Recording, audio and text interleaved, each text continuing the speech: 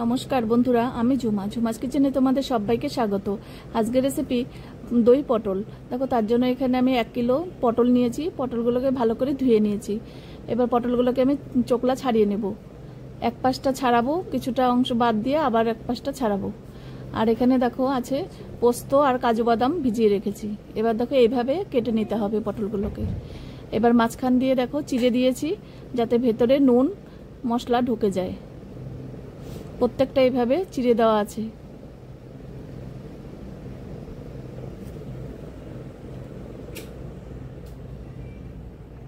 এবার নুন দিয়ে দিলাম, নুন দিয়ে আবার একটু মেখে নেব।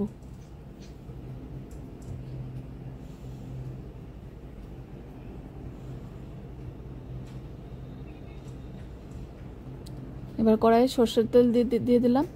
তেলটাকে ভালো করে গরম করে নিতে হবে। এবার পটলগুলো দিয়ে দিলাম।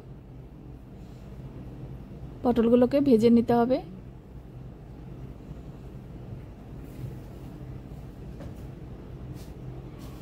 এবার হলুদ দিয়ে দিলাম 1/2 চামচ। এবার হলুদটা দিয়ে ভালো করে নেড়ে চেড়ে এবার ঢেকে দিয়ে সেদ্ধ করে নেব।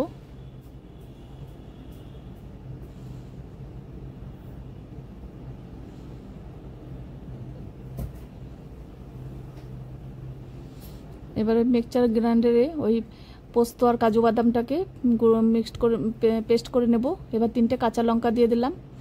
আর টক দইটাকে একটু ফেটিয়ে রেখে দেব, এটা পরে লাগবে।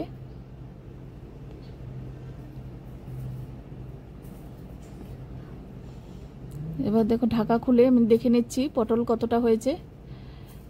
ঢাকা দিয়ে রান্না করলে দেখবে কম তেলেও কিন্তু রান্না করা যায়। একদম কম তেলেই আমি দই পটলটা রান্না করছি।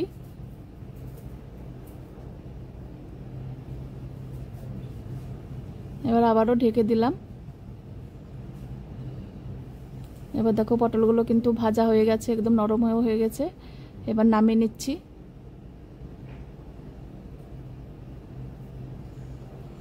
এবার অল্প কালো জিরে ফোড়ন দিলাম, ওই তেলের মধ্যেই দিয়েছি। এবার 1 চামচ জিরে বাটা আর 1 চামচ আদা বাটা। এবার ভালো করে কষিয়ে নিতে হবে যতক্ষণে না জিরের কাঁচা গন্ধটা চলে যায়। এবার স্বাদ অনুযায়ী নুন দিলাম।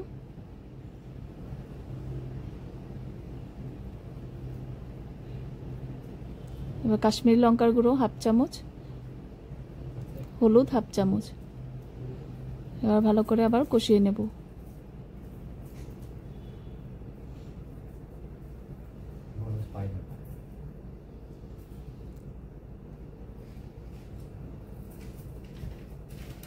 এবার যে পেস্ট করে রেখেছিলাম ওই কাজু বাদাম আর পোস্ত, সেটা দিয়ে দিলাম। সেটা দিয়ে আবারও একটু কষিয়ে নেব। এবার টক দইটা দিয়ে দিলাম।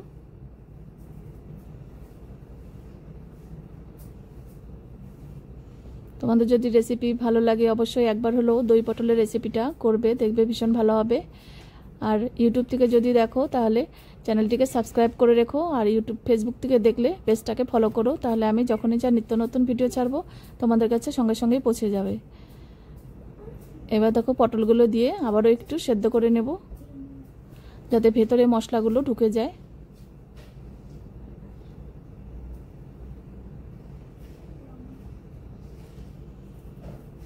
এবার অল্প জল দিয়ে দিলাম।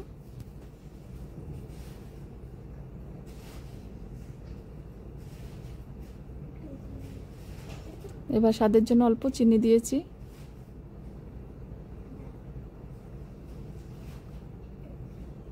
এবার দেখো আবারও ঢেকে দিয়েছিলাম, ওপর দিয়ে দেখো তেল ভেসে উঠেছে।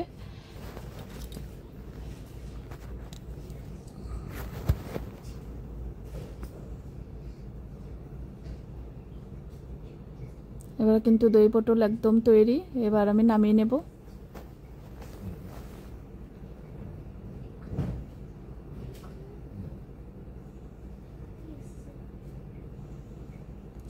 এবার একটা থালায় সার্ভ করে দিচ্ছি।